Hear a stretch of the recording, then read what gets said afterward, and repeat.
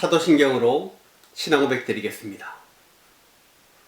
전능하사 천지를 만드신 하나님 아버지를 내가 믿사오며 그 외아들 우리 주 예수 그리스도를 믿사오니 이는 성령으로 잉태하사 동정녀 마리아에게 나시고 본디오 빌라도에게 고난을 받으사 십자가에 못 박혀 죽으시고 장사한 지 사흘 만에 죽은 자 가운데서 다시 살아나시며 하늘에 오르사 전능하신 하나님 우편에 앉아 계시다가 저리로서 산자와 죽은 자를 심판하러 오시리라.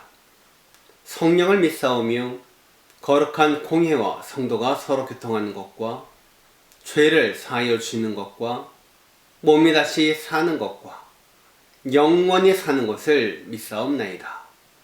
아멘. 찬송가 450장입니다.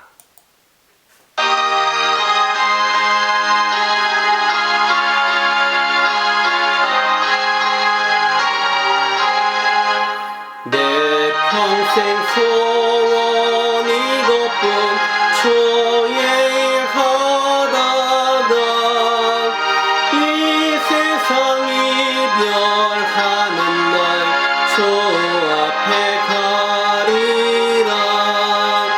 꿈같이 헛된 세상에 취할 것 뭐냐. 이 수고함만 하여도 헛된 것뿐일세. 불같은 시험 많으나 겁내지 맙시다. 주의 권능 크시니 이기고 남겠네. 금보다 귀한 믿음은 참법에 되도다.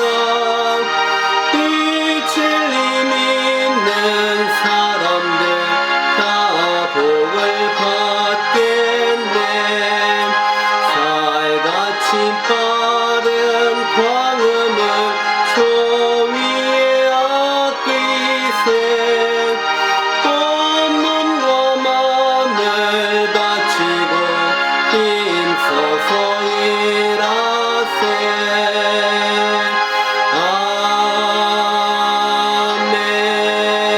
아멘. 오늘 주시는 하나님의 말씀은 사도행전 1장 12절에서 14절까지의 말씀입니다. 제가 봉독해 올리겠습니다. 제자들이 감람원이라 하는 산으로부터 예루살렘에 돌아오니 이 산은 예루살렘에서 가까워 안식일에 가기 알맞은 길이라. 들어가 그들이 요한은 다락방으로 올라가니 베드로, 요한, 야고보, 안드레와 빌립, 도마와 바돌로메, 마테와 알피아의 아들 야고보, 셀롯인 시몬, 야고보의 아들 유다가 다 거기 있어.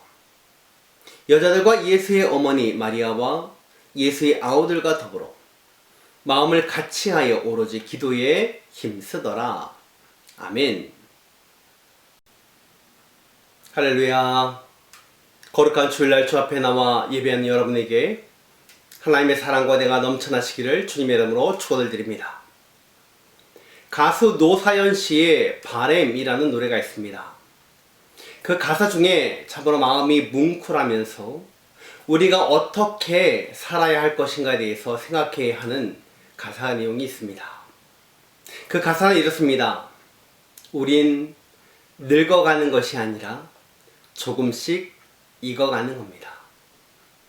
우린 늙어가는 것이 아니라 조금씩 익어가는 겁니다. 우리는요, 하루하루 살아가면서 또 한 해 한 해의 나이를 먹습니다. 즉, 하루하루 늙어간다는 것이죠. 그만큼 나의 힘이나 나의 에너지가 없어지고 살아갈 날이 점점 줄어든다는 것이겠지요. 어찌 보면 점점 필요 없어지는 그런 삶이 아닐까 생각이 듭니다.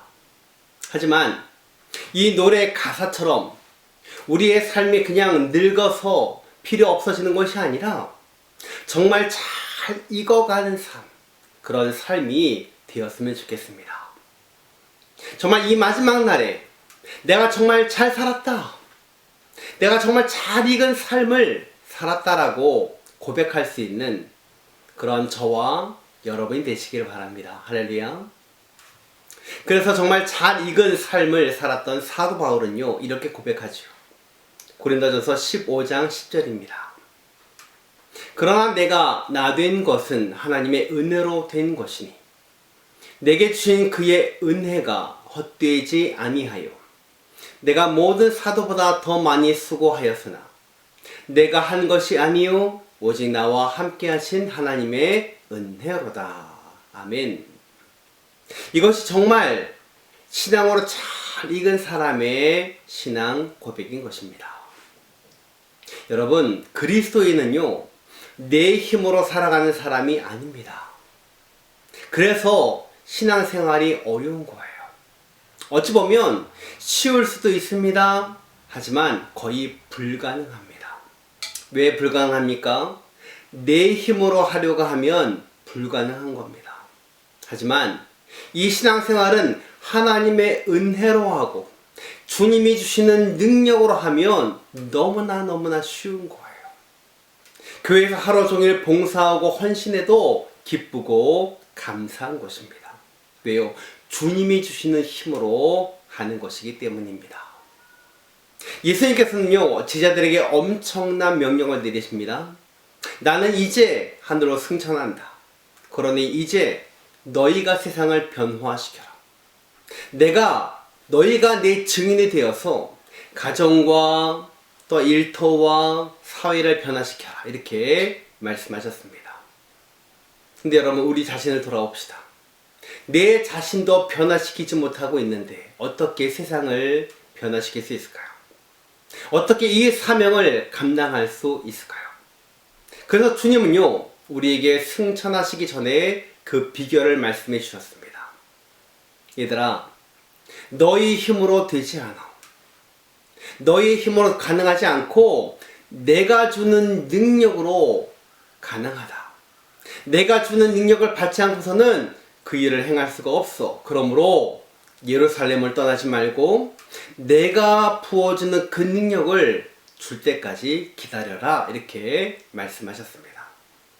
그래서 제자들은요, 예루살렘의 한 다락방에 모여서 예수님께서 말씀하신 대로 기도하면서 기다립니다.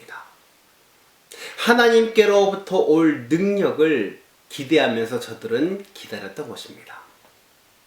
이 시간 예배드리는 저와 여러분에게 하나님의 능력이 임하기를 바랍니다. 하나님이 부어주시는 능력이 있기를 바랍니다. 아멘. 하나님이 주시는 그 능력을 받아서 남은 여생 승리하는 여러분 되시기를 바랍니다. 우리는 하나님의 능력이 아니면 살아갈 수 없는 존재입니다. 신앙생활은요, 내 힘으로 되는 것이 아니기 때문입니다. 그러면 어떻게 해야 하나님의 능력을 덧입을 수 있을까요? 오늘 보면 13절 보겠습니다. 들어가 그들이 유하는 다락방으로 올라가니 베드로, 요한, 야고보, 안드레와 빌립, 도마와 바돌로메, 마테오와 및 알피오의 아들 야고보, 셀롯인 시몬, 야고보의 아들 유다가 다 거기 있어. 14절 여자들과 예수의 어머니 마리아와 예수의 아우들과 더불어 마음을 같이하여 오로지 기도에 힘쓰더라. 15절 모인 무리의 수가 약 120명이나 되더라. 마가의 다락방에 약 120명 정도가 모였는데요. 이들이 누구입니까? 예수님의 제자들도 있었지만 다른 사람들도 있었는데 이들은 어떤 힘 있거나 권세 있거나 어떤 위대하거나 완벽한 사람이 아니라는 것입니다. 여러분, 예수님의 제자 베드로를 보십시오. 그는 스승 되신 예수님을 3번이나 모른다고 저주까지 하면서 부인했던 사람이잖아요. 도마는 어떤 사람입니까? 예수님의 못자국, 창자국을 내 손으로 직접 넣어보고 만져보지 않고서는 못 믿겠다라고 했던 사람 아니겠습니까? 마태복음을 썼던 마태는 어떤 사람입니까? 직업이 세리입니다. 자기 나라의 백성이 어떤 세금을 걷어서 정복국가 로마에 바쳤던 사람이기 때문에 매국노 취급을 받았습니다. 그리고 예수님의 동생들은 어떤 사람입니까? 예수님의 메시아 되심을 철저히 부인했던 사람들이고요. 형제이면서 예수님을 향하여 예수가 미쳤다라고 얘기했던 사람들 아닙니까? 이런 사람들이 하나님의 능력을 받기 위해서 한자리에 모였다라고 성경은 얘기하고 있는 겁니다. 그런데 하나님은요, 이런 사람들을 통해 세상을 변화시키기를 원하셨던 것입니다. 저들은 비록 과거에 실패했지만, 과거에는 손가락질 받았지만, 저들은 자신의 잘못을 철저히 깨닫고 회개하고 통회하며 자복하며 돌이켰던 사람들이기 때문입니다. 저들은 상한 심령으로 겸손한 마음으로 하나님의 은혜를 구하고 주님을 갈급히 찾은 거예요. 그래서 하나님은 저들에게 하나님의 능력을 부어 주신 것입니다. 믿습니까? 여러분, 하나님의 능력을 덧입기를 원하십니까? 그렇다면 상한 심령으로 겸손히 주님께 오십시오. 그러면 우리 주님의 사랑으로 여러분을 덮으시고 당신의 피 묻은 손으로 어루만져 고치시고 하나님의 능력을 부어서 우리를 사용해 주실 줄 믿습니다. 아멘. 말씀을 드립니다. 우리가 잘 사는 길이 무엇입니까? 정말 잘 익은 과일처럼 많은 사람들에게 기쁨과 행복을 줄 수 있는 삶이 아닐까요? 그러기 위해서는 내 힘으로 되는 것이 아니라 하나님의 능력을 힘입어야 가능한 것입니다. 이런 하나님의 능력을 힘입기 위해서 상한 심령으로 겸손히 주님께 나와 주님이 주시는 그 능력을 체험하면서 세상을 변화시키는 모든 성도님들이 다 되시기를 주님의 이름으로 축원해 드립니다. 기도하겠습니다. 지금은 우리 구주 예수 그리스도의 은혜와 하나님 아버지의 만극하신 사랑하심과 성령님의 충만하신 은혜가 상한 심령과 겸손한 마음으로 하나님이 주시는 능력을 힘입어서 내 자신과 내 가정과 이웃을 변화시키며 더 나아가 세상을 변화시키며 살기를 소원하는 사랑하는 모든 성도들 머리 위에 지금부터 영원토록 함께 있을지어다. 아멘.